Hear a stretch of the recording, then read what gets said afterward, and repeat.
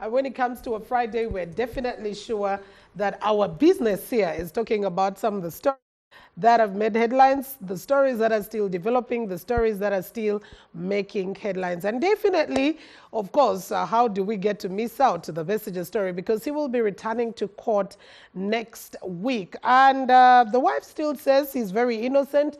If that has to be proven, let us try the civil courts that will be able to expose the criminality of the state. But away from there, I hear, by the way, there is a big announcement coming in today from the Mathias Mpuuga side. I would just like to read you out what it reads like.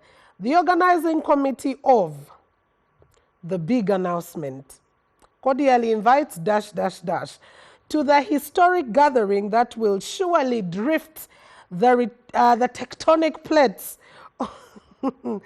of Uganda's politics and leadership and build to redefine the course of our nation.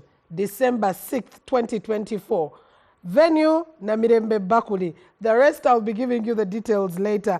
And of course, chief guest and main speaker, Mr. Safe Hands, my leader of class, quality and experience, OHT Right Honorable Mathias Mpuuga. Okay. What will be coming through in that announcement? I don't know. Your guess could be as good as mine, but probably you want to start off the conversation on our social media handles. What do you think the big announcement is? Go to at NBS TV on X, NBS Television on Facebook, and Next Media Services on YouTube. I think that's making my morning a very, very interesting one. But also a lot more that has transpired during this particular week that we will be putting our hands to and paying attention to, because also, this week we did have the Equal Opportunities Commission raising concern. The Speaker said the Equal Opportunities Commission had written to the Clerk to Parliament requesting to have, some details about information regarding salaries of staff of Parliament and members of Parliament. The Speaker said, "Apana, this you're overstepping your mandate." The Attorney General actually also went ahead and said, well, I'll try to speak to the Equal Opportunities Commission. Their work is supposed to be for those who are underprivileged and stuff like that. Parliament is not in their jurisdiction at all. Really? Or was it just another kind of, let's sweep it under the carpet and all that conversation? That and much more is what we'll be delving into. Allow me to introduce to you my terrific panel. Now, the other people who are inviting for the big announcement, they said something that will bring a tectonic shift. Now, this is the show that is going to bring you a tectonic understanding to the issues. It's very interesting. But allow me, ladies and gentlemen, introduce to you my panel this very morning. On my immediate right, I do have Timothy Chimonges, who is a lawyer and journalist at Parliament Watch, right here with me. Of course, very good morning to you, and happy to have you on the Media Roundtable. Say hello to our viewers. Thank you so much, Mildred. Glad to be here. It's my maiden appearance on this show specifically. And glad to have you. Looking forward to a very fruitful discussion. I hope the ones in the middle don't have the debut. They've already had that. I hope they treat you well. I will put you in their safe hands. I'll put you in their safe hands right there. Yeah. And of course, I have with me Erias Muchivi, joining us, a senior journalist, but I think he's also veering slowly by slowly into the other political realm, like we've already seen 2026 drawing in a little bit closer. Good morning, Mr. Muchivi, and say hello to our viewers. You certainly need some news, Mildred. I need news. Erias Muchivi Serunjoji. Now the people of Butambala call me Teka Munkola. Hey. Good morning, viewers. Hey. I'm very happy to be here. Okay. No, we're just waiting for the nomination, because immediately after that, some people promise Tuja, and then they never show up, Not this time. Not Erias Muchivi. Of course not. Okay. I do also have Alex Atire. Alex Atire is a senior journalist as well, but has shifted to the side of making sure that there are more Alex Atires, and that is in the realm of training journalists. A very good morning, Alex, and say hello to our viewers. Good morning, Mildred, and thanks for having me, and good morning to all our viewers. I like Alex's show. Eliasa has already made the big announcement that you are the You big also, no. He's not the chief guest of the show. We want a big announcement from the chief guest of that one. But by the way, before you interrupted, I was saying, I wish our viewers could see Alex's show. I love the African print on that. So we will be having a conversation on where the shoe came from. Probably we could be able to support today I'm that. not in the your usual colors. All right, Aaron's Mark Tawaruka, it's a pleasure. This should be your debut as well, at least with me on the show. A pleasure having you and a very good morning. Say hello to our viewers. Thank you, Mildred. Good morning to our viewers. It's a pleasure being here. Indeed, it's my debut on the Media Roundtable. Oh, yeah. But I'm not a visitor to... But not a visitor to this place, not a visitor to this corner. I worked with Aaron's in WBS time, so this corner is not very new to you. But it's a pleasure having you right about now. Now, gentlemen, we are going to be starting off with a conversation in the courts of law. Of course, there is still a ping-pong number one with regard to the constitution of the team of lawyers for retired Colonel Kizza Besigye, who is still battling out his case in the court-martial, and that has been one of the greatest contention with regard to his trial, saying he is a civilian and he doesn't deserve to be tried in the military court-martial over the different pronouncements that have come through. And what we're waiting for is the Supreme Court announcement on the same issue. But also, we are still awaiting the clearance of Martha Karua, being given that guidance or clearance to say, okay, you now have the way to be able to operate in the East African region of Uganda, and now you can take it on. Arias, I want to start with you. What do you read between the lines on this trial? Yesterday we were speaking to Winnie Byanyima, who said, if you want to see the criminality of the state, then try Besigye in a civilian court. Probably that is why they're keeping him in a military court-martial. Well, thank you. Kizza Besigye being tried in a military court on matters regarding arms, perhaps subversion and all, Yeah. is not news to us. Sure. Well, I mean, we have lived it. Was it how many? 18 years ago something. It happened. We saw it all play out. And I think the lawyers who he will charge with actually defending him will just have to revise his case. The previous From cases, the last 18 years, and yeah. then maybe we'll make a few changes here and there, and they'll be home and dry. Okay. So we don't expect a lot of drama on that side. I don't, at least I don't. But I think what has happened now regarding the arrest of Kizza Besigye, on the political front, it has been a bit boring. Why so? A bit boring because not much has been happening. I actually was surprised out of my skin to hear that Besigye has been abducted in Nairobi and everything is happening.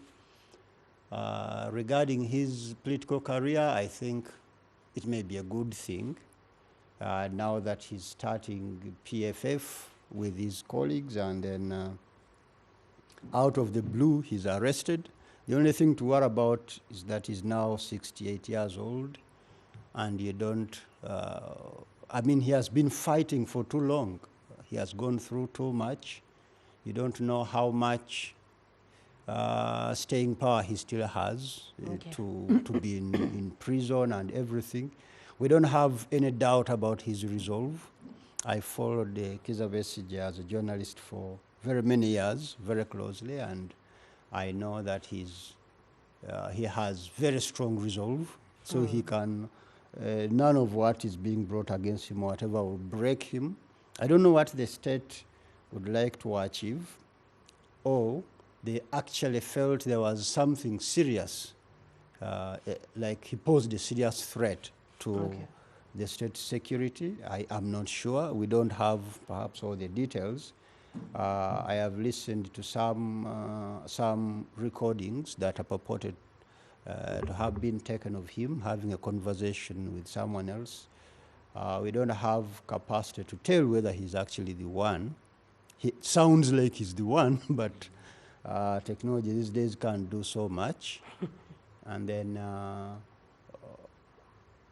I mean, the lawyers know that you may not actually delve much into the merits of course, a yeah. case that is potentially to be tried, but then it's difficult to tell if I just engaged in a conversation like that with anyone, whether it would actually amount to anything in a serious court of law.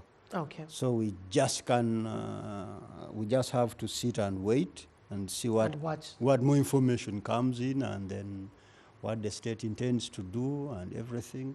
And then on the other hand, you just see that when all this happens, I said already that it has been boring on the political front in the run-up to 2026, which is coming up pretty fast now. It was not very clear what's going to happen, whether Bobi Wine is going to be able to mount a serious challenge against Yoweri Museveni, or it is going to be someone else. Now you think it's clear? It is not, but the waters are getting murkier now, and then the coming few months will be interesting as to how the tide might change. All right, thank you very much. Timothy, to many, maybe like Arias did say, it would be a revision of the case itself. It has happened before, the charges have happened before. But the biggest conversation is on the trial, his trial in the military court-martial, with many saying, why is a civilian being tried in the military court-martial when we have more than 3 pronouncements coming in from the different courts of law with regard to that, and the silence of the Supreme Court that hasn't given its take on it. Number 2 is the conversation or question around whether Martha Karua will actually be given a green light to lead the team, just as Besigye did deem fit that she gets to lead the defense team on his side. What do you read into those conversations coming through away from the case, of course, without being subjudicial at all? So first of all, I don't foresee a situation where Martha Karua will be granted the permission really to practice within our jurisdiction, partly because of the political nature in which this case seems to present itself. Okay. But I think that her position, her coming to the country, but her role has partially achieved the intention that they could have planned. Because our role partly was to ensure that they give this matter the visibility that it requires, both nationally and outside. 2 is to expose and present this to the world and see that this is the challenge that we are facing, and it's up to the world really to look at it. I think she's been able to present and also give this matter the visibility, specifically within the region and internationally, the purpose that really it deserved. And so whether the Law Council gives her the go ahead to really practice within our jurisdiction, it's a thing that is a bonus really. But nonetheless, I think that the intention has been achieved. But also more importantly, her role goes beyond just being able to represent. Yeah. There are a lot of other things that go in the background, the preparation of the case, the strategies, and other approaches to the case that she contributes without necessarily appearing in court. And so I think for her, our role is very strategic, and it's going towards realizing it. In terms of the state, the approach, I think it's the same thing really. But more importantly, I think it's the politics behind the current discussion. That you have the state looking at, for whatever reason really, continuing to push a specific agenda, and they use same person, the things that are similar. It's, you have Besigye, you have the state, you have the same direction and the same narrative going around. And so I think that also this has given us as a country an opportunity to have the discussion on the trial of civilians in the court-martial. Because looking at it from the angle of the judiciary, you'll find that the court martial is largely it falls under the executive arm of our structures. Yeah. That you have the executive having more control of it, right from the appointment, how it operates, not the judiciary. And so you have, even when you saw Martha Karua going to, and the team going to see the Chief Justice, to first see what the Chief Justice could intervene, how he could intervene in the case. The Chief Justice has very limited, both practical and within the legal framework, control on the court martial. So it is in the best interest of the executive or of the government of the day to have Kizza Besigye tried in the court martial. But nonetheless, I think that the discussion has been brought back, and courts have been able to give their position. What does the silence of the Supreme Court about the same issue say to you as a lawyer as well? I think they are both technical issues that could have led us here, where you see at the point when the court gave the decision, there were challenges that the court could have faced, and give it up to them. Those challenges were beyond the courts, but nonetheless, it shouldn't subvert the justice.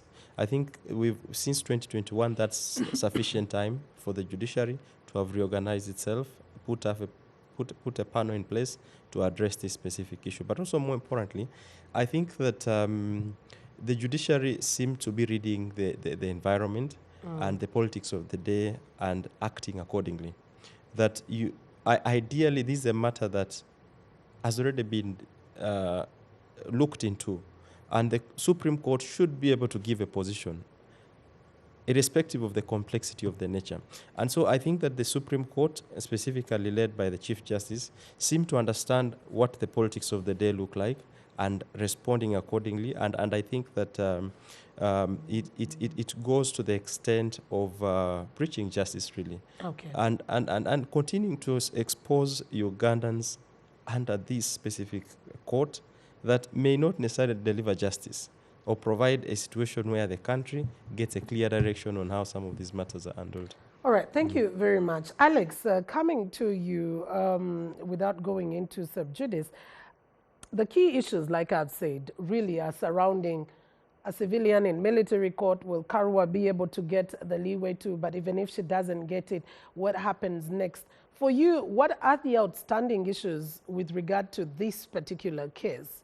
Not being new. This is not a first trial we are seeing. I think several points have really been made. Okay. And the biggest one is about the jurisdiction of the court martial on two fronts. Number one, within our settings, the jurisdiction of the court martial is that it tries military cases.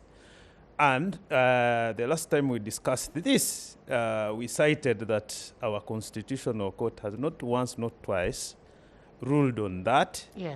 3 times they have ruled that the court martial should stay in its lane and deal with the military and not try civilians.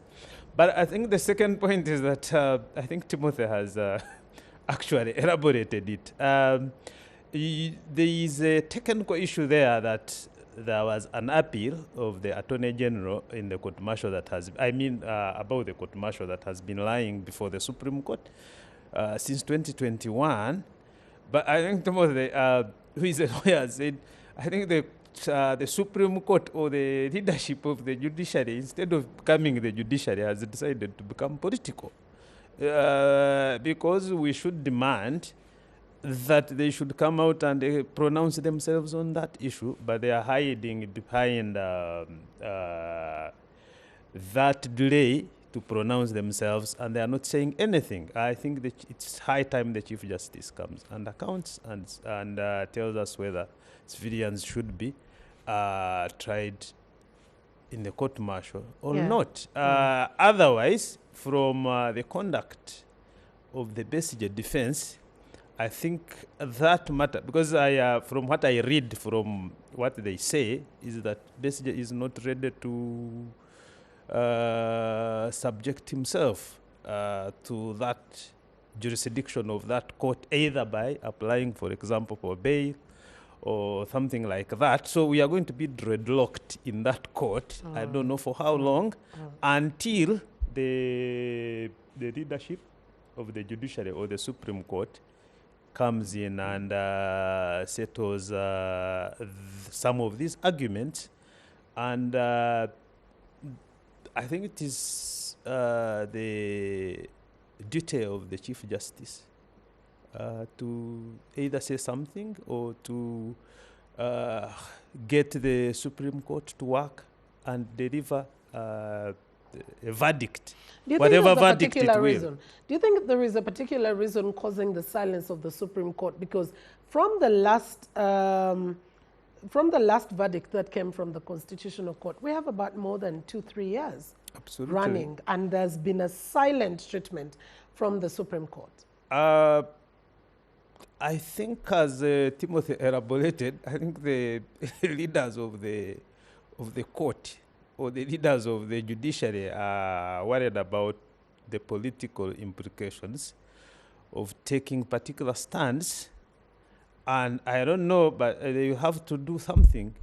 They will have to do whether they take a stand that somebody challenges, whether they take a stand that somebody thinks is a wrong stand, but they'll have to do something. They have to come out. I think instead of being the judiciary, I think the leaders have become politicians. Okay. Yeah. All right. Thank you. Yes, Timothy, you had... An information point is that, so the Supreme Court is the apex. So Yeah. you can't go beyond that, Yeah. unless maybe you go within the regional courts. So they're watching carefully. So I think that whatever decision the Supreme Court will present to us, we will be able to have to deal with it. But also, more importantly, in terms of the timing, in 2021, when the verdict by the court was issued, we had instances where some of the justices passed on, and that could have that slightly delayed the recomposition or reconstituting of the panel took longer than should have been. But nonetheless, I think that is not reason enough to have taken all this while for this matter to be dispensed. All right. If you allow me Yes, just a before I get second. Aaron's, Yeah, yes. just a second. Regarding that, I wouldn't actually envy the Chief Justice position today. I mean, looking at particularly Besigye and these other things, there was the then Principal Judge James Ogola at that time. You know how he used to go to State House. He would later recount what happened. To go to State House, then go to Ruzira to speak with Besigye, to see if you could mediate, whatever, and then what comes out, Besigye flatly rejects all the suggestions. Then Ogola remains looking bad that he has tried to do that. The former Chief Justice Bart Katurebe wrote a book, When the Courts Do Politics, and he tried to emphasize the issue that you actually, especially in a jurisdiction like ours, in a polity like ours, you cannot divorce the dispensation of justice from the politics, then, because there are so many things they are trying to balance. Now, I don't know what the Chief Justice is going through, and this is a case I'm sure he would have loved not to come during his tenure. He's going to be judged on so many grounds, and I think in the end it is going to be a political solution more than a justice-based one. Okay. Thank you very much. Aaron's, your 2 cents on this case as we wait a few days before we get back to the drama that we always get to behold in the courts of law. Well, thank you, Madrid. I have one view that I think wouldn't be found on this platform, and that view is whether there is actually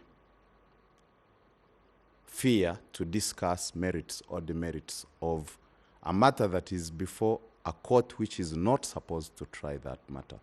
And so for me, with my panel, I just feel we come from a position where we should actually be discussing this Besigye matter. Because it is appearing... is not for the trial of that Yeah, person. because it's appearing before a tribunal where the parties are not supposed to appear. And so we hope that there will also not be merits or demerits of that matter. Two, I think the court-martial is flogging a dead horse to the sea. Why? They are acting in contempt of what the Constitutional Court has deliberately told them. Look, the trial of civilians before your tribunal who are not servicemen, and you see the UPDF Act actually refers them to servicemen, if you have read the UPDF Act very well. Yeah. It is looking to disciplinary measures taken upon those who are in service within the UPDF. I want to ask a very intricate question. Is Besigye still in the army? He's Is retired. Obed still in the army?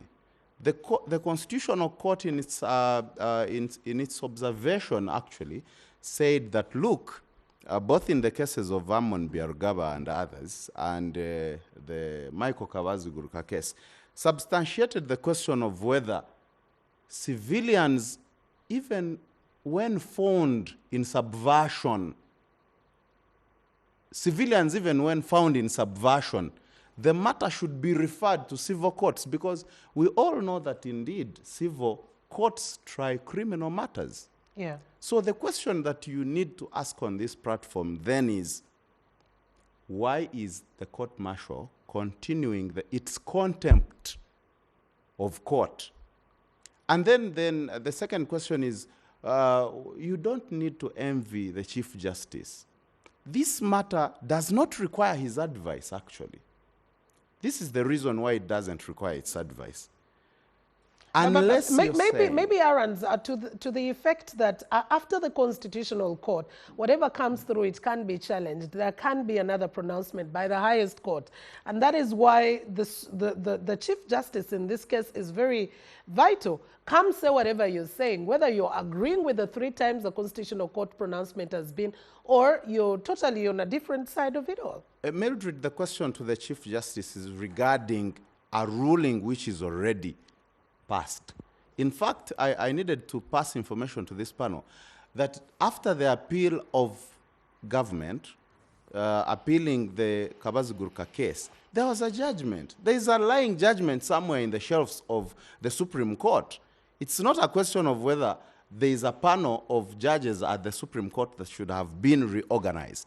There is a judgment that we await to hear from the Chief Justice and his bench. And therefore, the question that goes to the Chief Justice is, why the delay of justice? And in fact, I wanted to say that the Chief Justice knows exactly that he's not supposed to comment about matters regarding the court-martial, because in the line of his administration of the judiciary has nothing to do with the court-martial. So that is something I wanted to allay and put aside.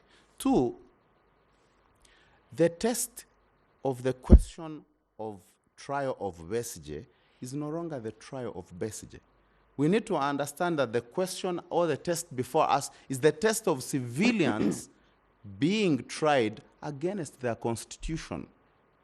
In other words, very soon, Mildred and the viewers, we need to pass the test of whether there is a constitutional democracy or a tyranny. And so when the question of between a constitutional democracy and tyranny is answered, then we would ask Mr. Museveni and the administration of government, why are they interested in making sure that Ugandans head to Makindye, not to Kampala in the High Court, or in the Court of Appeal or in the Supreme Court? So we should actually stop hiding behind the question of, are we still in a constitutional democracy? Or there is a test of tyranny that finds us at a precarious time, and that we might choose, Mildred, in the morning, you might choose not to say, I am going to a civil court, but rather to a military court. And we shouldn't forget, by the way, several questions arise out of this matter, one of which is the test also about the sovereignty question. Besigye being arrested and charged on what? I have had a time to look at exactly the charge sheet and its particulars. with very specific sense on that charge of subversion. And then the particulars of that charge is you subverted where? Where was the subversion, Mildred? In Kenya. And the viewers, actually not even in Kenya. Have you heard that when found with, military store, of which army? In fact, the UPDF asked to try Besigye means that they need to look, maybe they could still use the Arms Act, applying it with a Kenyan law, with a Geneva law, that is Switzerland, and probably Greece, right? So you see, there is completely a disorder in terms of jurisdiction, and I think this is nothing that we should be fearing to discuss about. So I think it goes to what Area said, that we are more in the politics than the legality itself. Is that what we're looking at? Or for you, it's even more of the tyranny than the constitutionalism that is supposed to be upheld? I think Mr. Museveni and his colleagues are speaking straight into our eyes and telling us we are running a military state. And therefore, stop cajoling, stop, admit that we actually, that's the reason why I tell my friends, is there even need for us to, as Area said, is it necessary for us to even think about the general election that is coming with the characterization of this government and all the things that have been happening? And for me, I want to repeat again, Mildred, Besigye is not on trial. The citizens of this country are on trial. Okay. The constitutional democracy in this country is on trial. All right, thank you very much. Ladies and gentlemen, we need to be taking a very short commercial break as we continue with this conversation. What do you think? And what are your 2 cents with what is happening in the military court-martial?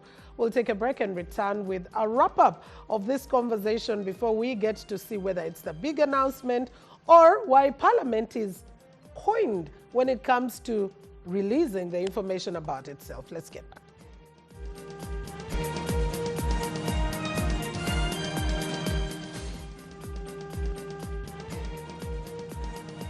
All right, a very good morning to you, and thank you so much for keeping it NBS Television. This is the Morning Breeze, your most authoritative morning current affairs show, and this is the Media Roundtable, where we get to discuss issues of the stories that have made headlines, basically during the week. And there's been just a lot. Earlier, before we took a break, we were having a conversation over the Besigye case, and it is still coming. In the next week, we'll still be here to give you more details. Now, in this very week, I think about last month or earlier this month, the Equal Opportunities Commission released the 11th annual report on the state of equal opportunities in Uganda, and particularly focusing on the financial year 2023-24.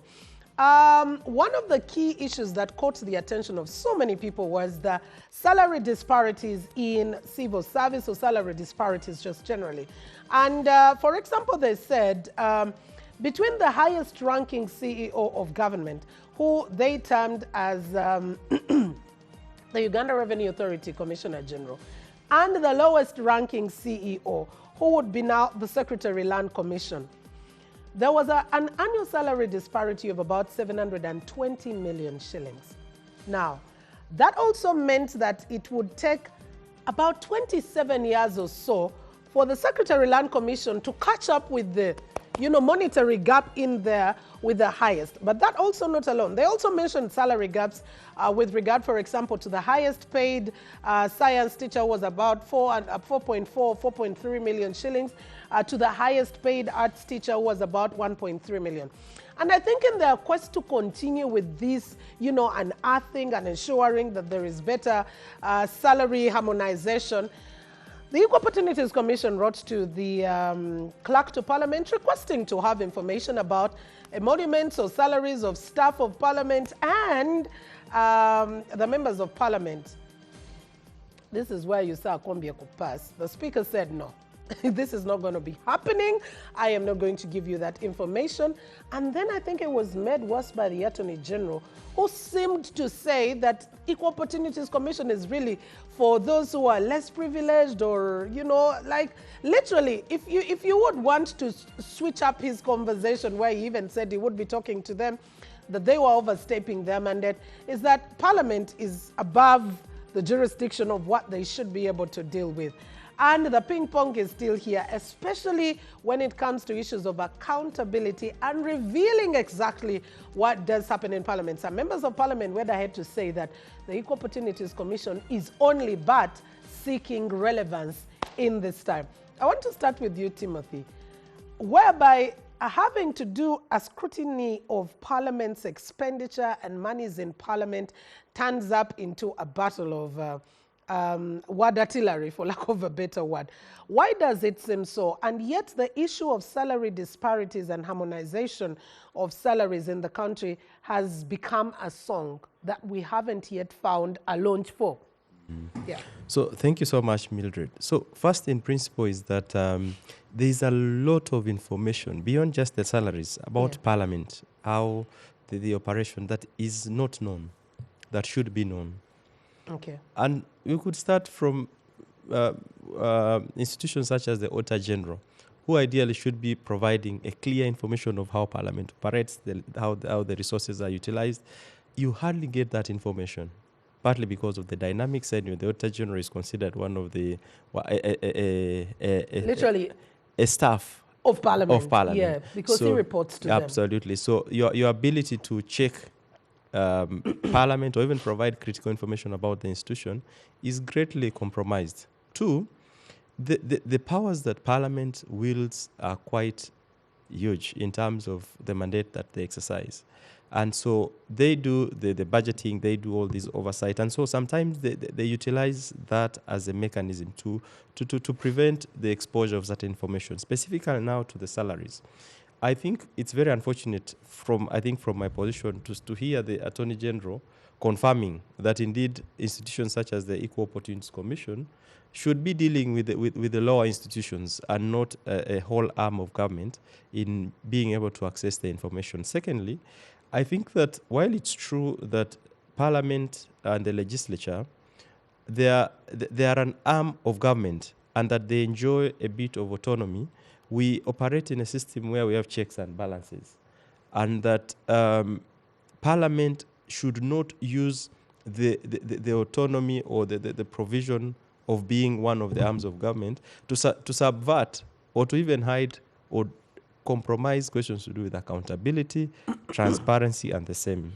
So I think that in this case, it's a situation where you see a number of questions arising. Why would Parliament, in the first place, be hiding this information? Yeah. Because this information that should be for the public. And the money Parliament gets is from the consolidated fund. This is taxpayers' money. Absolutely. Yeah. But also I think that more importantly, I think the whole situation has ignited the conversations around having an institution that can be able to deal with the salaries disparities. Sort of a salaries commission? Yeah, looking at other jurisdictions, say Kenya, they have an SRC, the Salary Review Commission, and a body that actually determines, but also reviews from time to time how individuals, how institutions receive some of this money.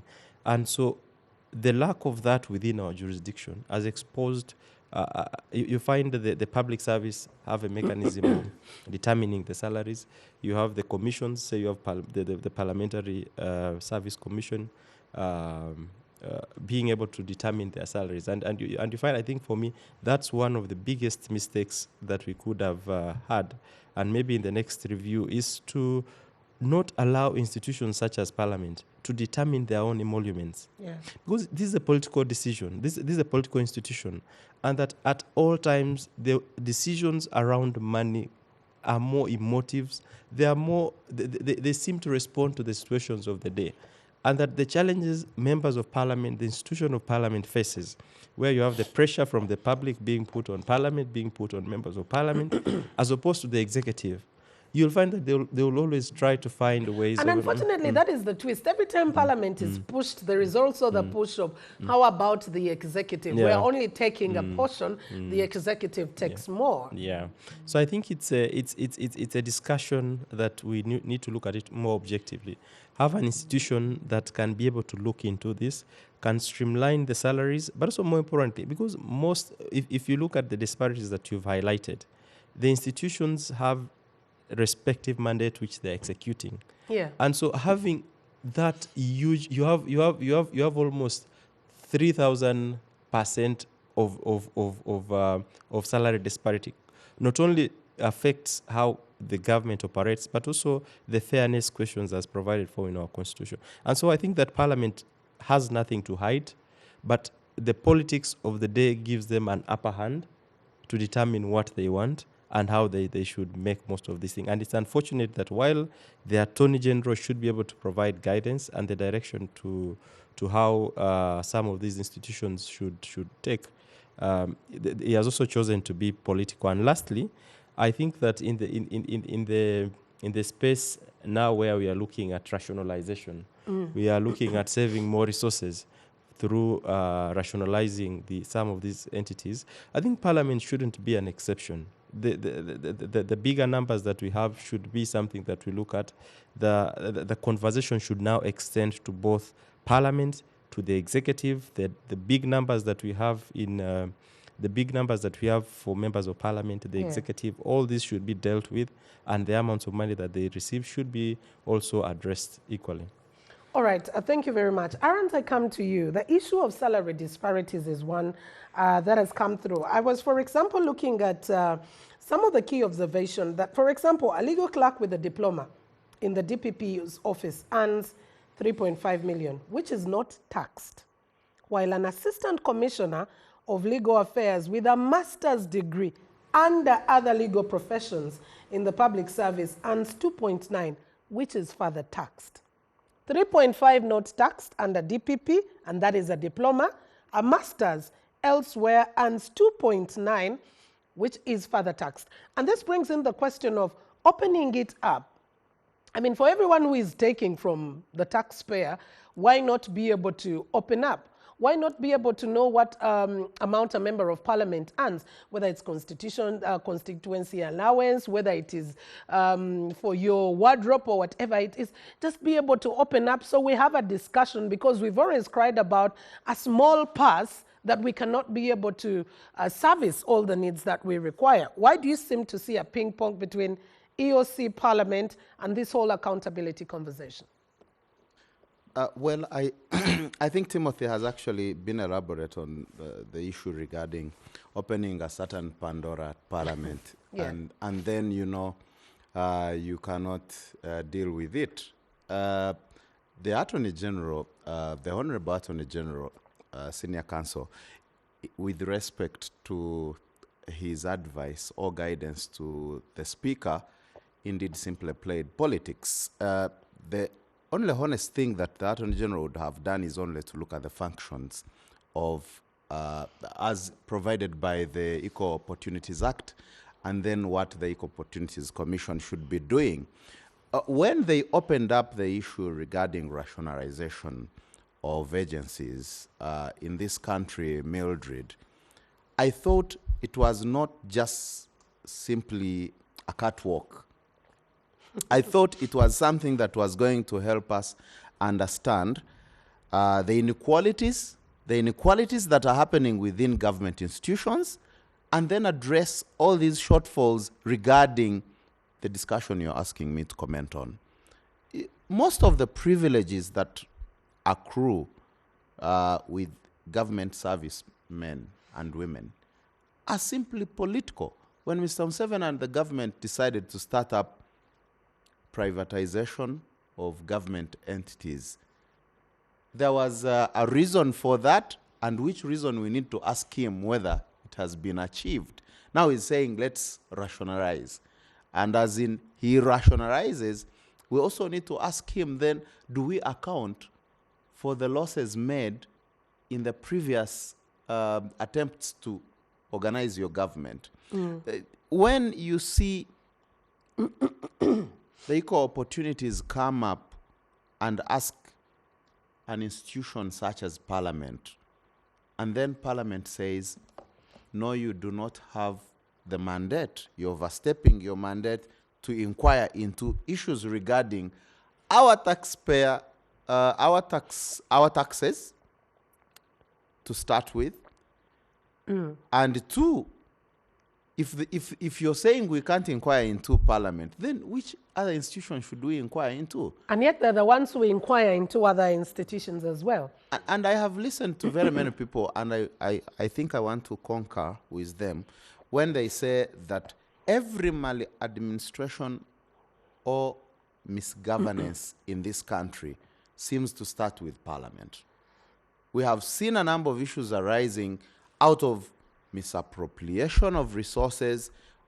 You see, the Parliament, for instance, cannot question the executive because it's their role to question in terms of accountability. How much money did we give the executive so that they come back and account and say, we appropriately used these resources that we gave you. And now in return, if you're saying we can't ask Parliament on why they continue to appropriate an amount of money, taxpayers' money, which is questionable, and then you say no, it simply means that, like I already said, we are living at very precarious times.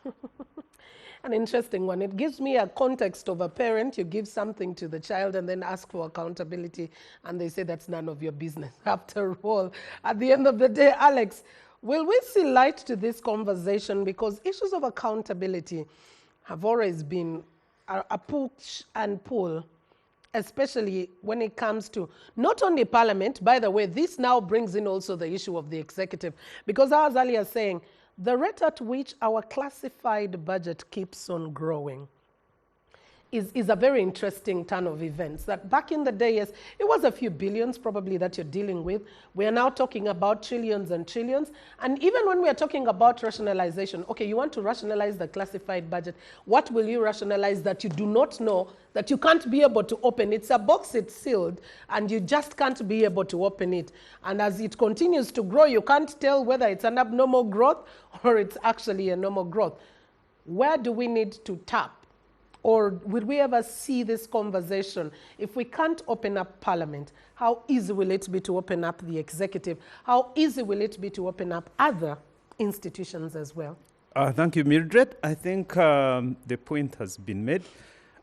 Parliament is our leading accountability agency. So it is absolutely surprising that when somebody asks them to account, they then run to hide behind technicalities. In this case of the salary inquiries, I think Parliament should have nothing to hide, because I don't think they are the most privileged. I talked to somebody at the Equal Opportunities Commission, and he told me actually the primary salary of a member of Parliament is 11 million. Leave alone the other emoluments, and for them, their focus was actually on that primary salaries. So I thought, I think they have lost an opportunity because they would have been beneficiaries of the recommendations of the Equal Opportunities Commission.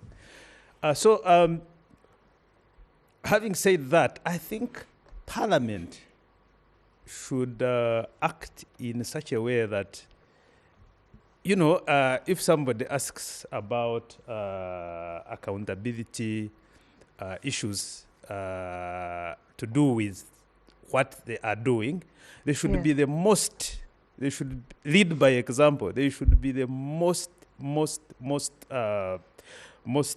open. And it's quite unfortunate that the Attorney General, our friend KK, is a very good Attorney General. He's a political Attorney General. I think he did not. That's your description of him. Of course, a very political Attorney General is appointed politically, so it's not a description; it's a fact. At most, he should have at least looked at the functions of the commission. Yeah. And offered advice in context of the functions of the commission. I think he did not do justice in that matter. And then finally, you know, the commission, I think while the Constitution allows the Commission to do an inquiry about the salaries of Parliament, you know the Commission is one of the agencies that face an existential threat through the government rationalization.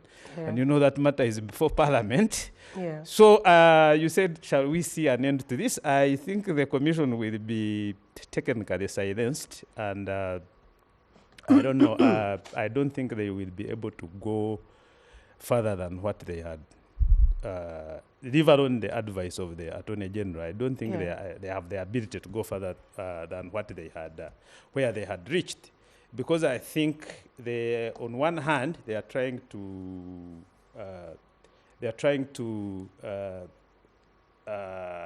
execute their mandate, but on the other hand, they are also trying to see how to survive because I think in the rationalization program, they are supposed to be merged with the Uganda Human Rights Commission, and they have been fighting that.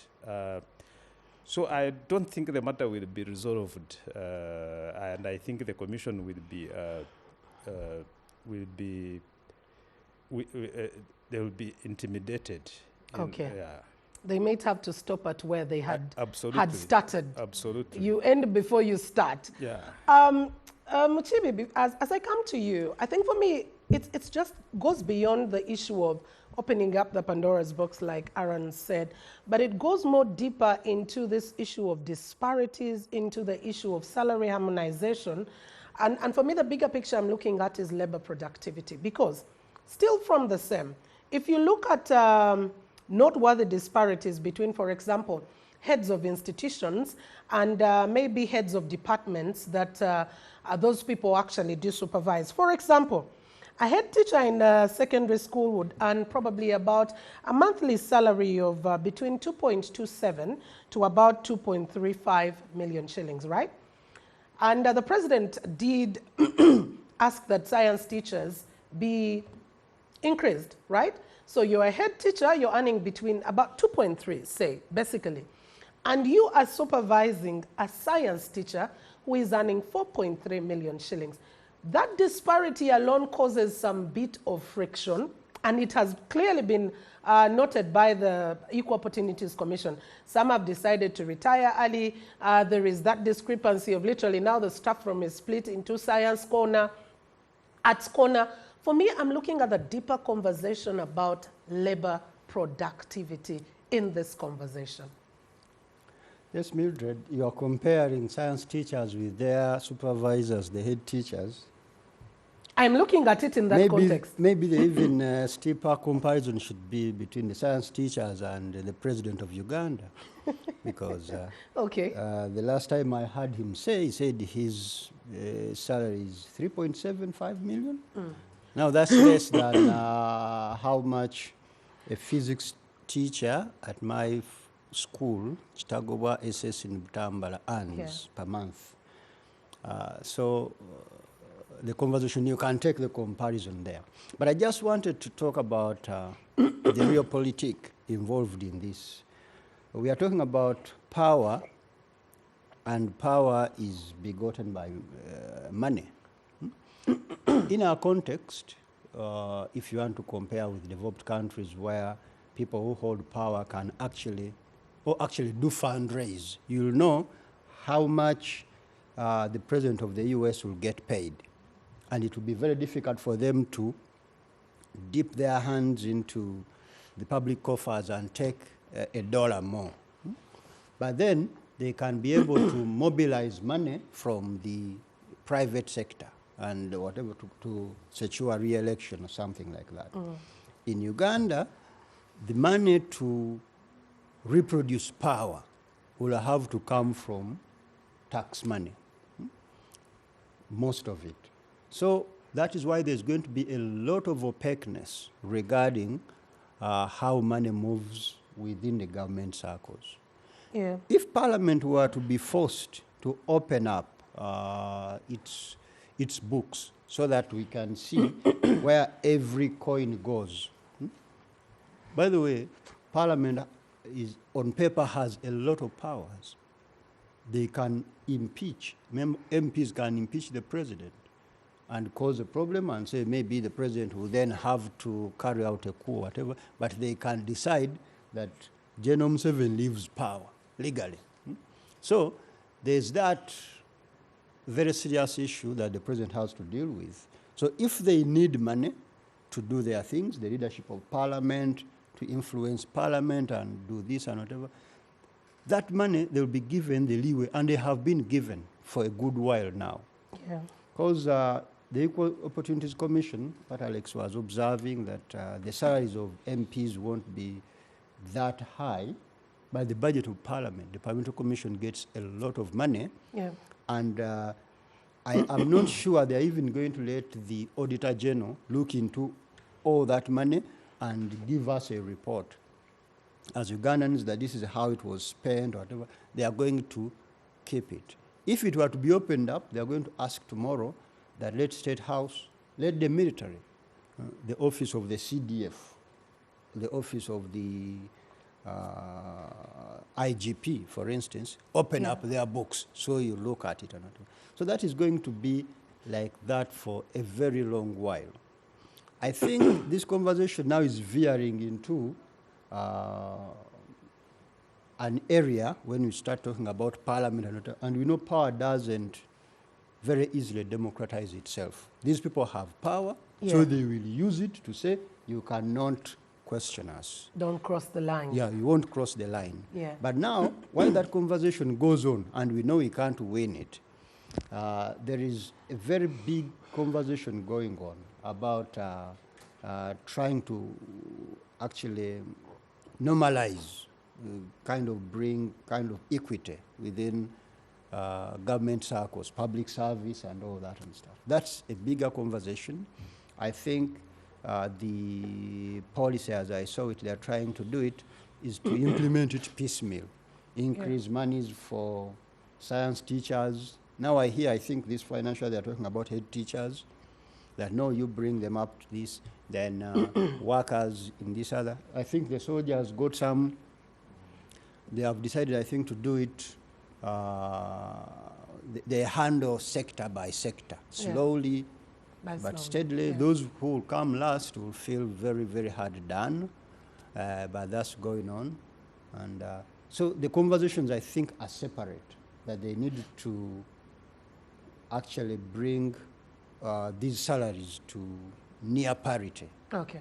And that is different. Then the other one regarding parliament, and it is not something I think we are going to win in our lifetime. Okay. If our politics is not going to change very easily, the leaders are going to try to protect their monies and access to public finances, and you won't be able to see exactly how much the president spends, or the Speaker of Parliament, whatever, in the foreseeable future. That's how I see it.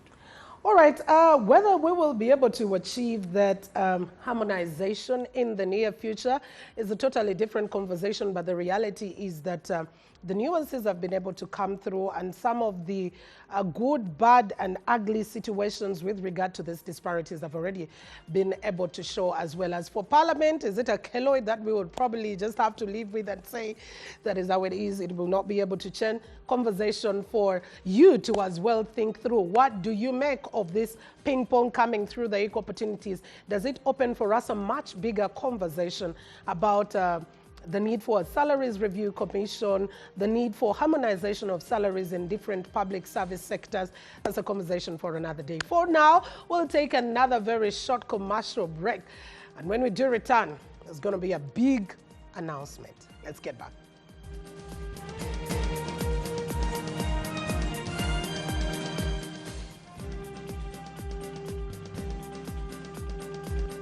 Welcome back. Thank you so much for keeping it NBS Television. I am still with the gentlemen on the media roundtable. Aaron's Mark Tabaruka. I still do have Alex Atere. I still do have Dateka Monkola. That's what he said his new name is in Butambalite. You should have seen him, you know, jubilating. That is Muchibi Serunjoji. And of course, I do have Timothy Chimonges with me. I am reading out an invitation, and I wish my producer could be able to just flash this, because even the National Unity Platform leadership at Kavule has also been invited. For what? To a historic gathering. Exactly that. That will surely drift the tectonic plates of Uganda's politics and leadership and build to redefine the course of our nation. And that is the chief guest right there. Mr. Safe Hands, leader of class, quality and experience, Owechitiibwa Mathias Mpuuga.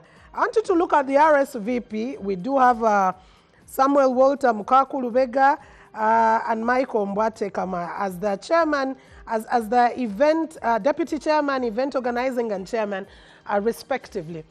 Just reading into the political waters, and I'll start with Teka Munkola. I think that's going to become the new name of Muchibi right here. There's always been this whole conversation about big announcement, the next announcement, what is happening, what's the next move, because this is also something I did ask this, what was he termed up? He was termed as the chief guest of this, big announcement, that what's your next move? Because you seem not to have a relationship with your party, that you were a deputy president of. What next for you as a leader? What do you read into this big announcement ceremony for you as a political player now? Thank you. That thing is about Mathias Mpuuga. Okay. I have known him as a politician for a while, even before he became a politician. Yeah. Maybe he was a politician in another form when he was serving the Buganda Kingdom as a deputy minister. And I know he's, when he decides to move, he moves very quickly. Yeah. When Bobi Wine was rising and under people power, many people, those former DP politicians were still not sure whether to leave the Mao-led DP to join Bobi Wine. I remember having a conversation with Mpuuga about the same. He was the first to decide.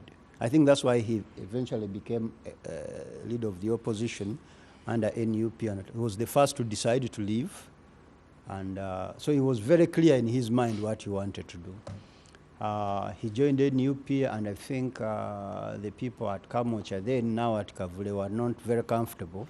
They knew that perhaps he had bigger ambitions than just serving under Bobi Wine, and therefore there was a lot of bad blood between those players for a while. I think he became the leader of the opposition under NUP when the people who thought they were the core of the NUP, those who were first with Bobby, not the ones from DP, felt they needed someone else. And Mathias seemed to always be acutely aware of that. Yeah. So you're asking what is the big announcement, and I think it has been coming for a while. Yes. A few weeks ago we were at Mengo, at Blange, for a function, Luwaro function, where different sub-counties come to the Buganda Kingdom capital to pay homage and bring some annual subscriptions, voluntary annual subscriptions. And there was a group that was then led by Samuel Mukakulubega. Yeah. And there was the Honorable Michael Mabike and others, and a number of people who had come mostly from Masaka, but also from a few other parts of the country. They adorned attire that had a very big portrait of Mathias Mpuuga, my leader, and I thought there was an announcement being made. Then they said he was in the US. So it looks like in his mind he already left NUP. Okay. And they are going to... And the announcement is going to be of him... leaving and founding something. Okay. That is what I predict That is what will you happen. read. That is what you read. That's what I predict. Alex is itching to tell us what he thinks the big announcement is. Yes, please take it up. Well, from what has happened, from the events of the mid-term change of leadership in NUP, of course, then Matthias Mpuga lost the chemistry within the top echelons of NUP did not seem to work from the onset. Also, he was leader of opposition. That's because of the returns from the elections in 2021. I think Uganda returned quite a high number of votes for the biggest opposition party, which is NUP, and naturally, Matthias Mpuga was going to be was the most senior in the NUP top leadership, and he became the leader of opposition. Then there was a change of leadership in the midterm. And then, of course, things came to do with what happened in the Parliamentary Commission. But what you asked is, what is the big announcement about? These things normally happen around the election cycles. They happened in our neighbors. A few examples are not far away from us in Kenya. You remember Musalia Mudavadi is going to do a big announcement. It ended up being a small announcement. I want to wait and see what. Of course, I think he's going to announce that he no longer has, because when he appeared at his most recent public appearance was in the court martial. When he appeared at court martial, he looked at his body language, his stature. He looked at so many odds. Yeah. I think he finally is going to announce that he can no longer work with the top leadership of NUP. But is he going then to announce a presidential bid? If he's going to announce a presidential bid, to be honest, Mpuga is a smart guy, but it's not yet presidential material. As a team member within a political setting, he's very good. He's very, but as a presidential, because a big announcement should be about something big like a presidential bid. But if he's going to announce a presidential bid, to be honest, I think he's not yet presidential material, and it will be a small announcement. What does it take to be presidential material? Our constitution is clear: be above 18, you're of sane mind, and the context of the political conversation. The context of the qualities of a personality makes them presidential material. You see, Katumba. What was his name? Presidential in terms of the ability to win the election or to stand. What was his name? Katumba Oye. Yeah. Was a presidential candidate. Is he presidential material? Anyway, good questions, but I will leave it at that. Timothy, I don't know what you think as a journalist reading through the wave and unfolding nature of events.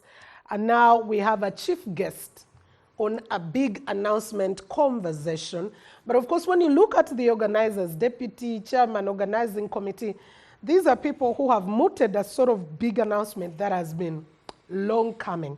And of course, for many people, the conversation would be, okay, if he does announce that he is leaving the NUP, does that put his parliamentary seat at stake? Because I was just trying to do the calculation, because legally you can announce 1 year towards the election, and I was trying to do when parliament is going to expire and calculate and whether he's affected or not at all. Yeah, so I think that part of the submissions made is that the personality of Mpuga, while he has a great stature of a leader, he doesn't enjoy a national. He doesn't enjoy a national appeal across the country, and so he is. Who determines national appeal and whether I am or not? No, it's a matter. You see, enjoying the national appeal is a matter of fact more than a matter of. It's a question of fact, and this can be assessed largely by looking at what's happening.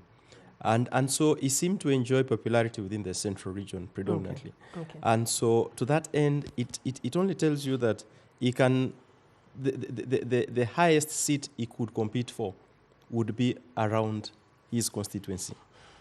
Alternatively, is being able to create an alliance with the other political parties. And to this case, you have NUP out, Yeah. and the closest would be the NRM. PFF. But at least among the top political parties, you would probably have NRM.